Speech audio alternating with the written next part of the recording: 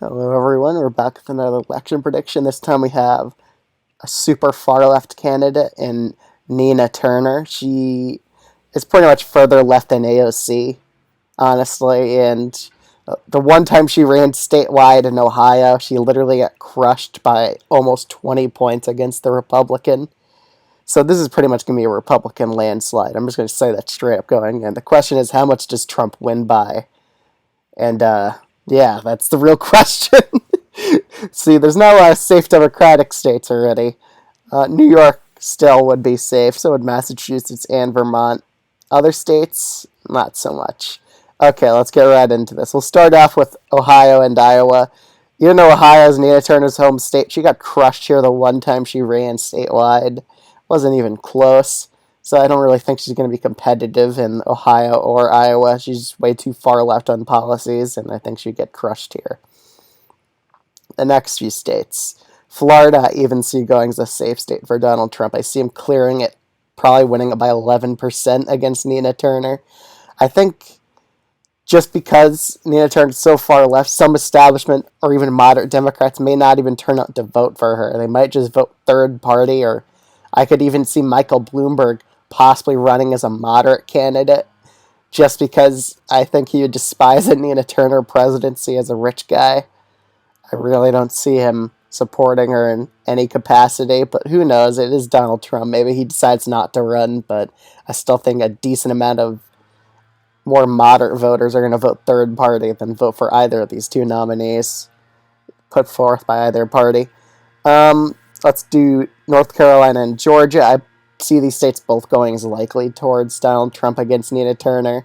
She really has no appeal in the South, especially among a moderate independent voters who Trump would probably win by a plurality. He wouldn't win a majority. I think a lot of them would just vote third party or leave the presidential election ballot blank.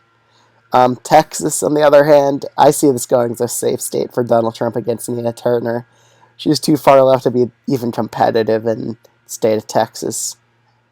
Let's see what we're going to do next. Let's do Arizona and Nevada. Again, moderate Republicans are probably going to vote for Trump over Nina Turner because she's a lot more far left than Trump is far right, especially. So with independent voters, I don't see her performing that well amongst. So, yeah, I think she'll lose both these states by about 5 or 6 points. What state we're going to do next? Let's do Rhode Island, Connecticut. I'll hop to New England. I think she'll probably win both these states by about likely margins, I would say, which is pretty striking. They're under 10 points, but I think she'll still carry them by 8 to 9.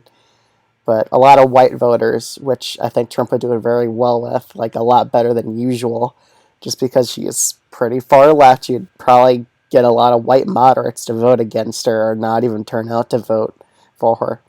Delaware, I also see getting a bit closer, under 10%, still an 8% victory. While New Jersey, I could see, is strikingly getting close, only a 4% victory for Nina Turner here in the state of New Jersey. But she still wins it.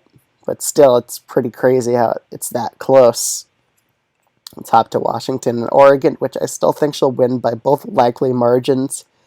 However, she is pretty far left, which is why the margins are under 10. Let's see what we're going to do next. Let's do Colorado and New Mexico. Colorado, I still see her narrowly winning it by around 4% against Donald Trump. It's a pretty liberal state, pretty much as liberal as New Jersey almost. New Mexico, strikingly, I think Donald Trump would be able to flip it against Nina Turner just because of his performance with Latinos against her. I think he'll possibly even win the Latino vote against Nina Turner because of how far left she is and kind of out of touch with the general average American voter. All right, the next few states, which we're going to do now. Let's do New Hampshire and Maine.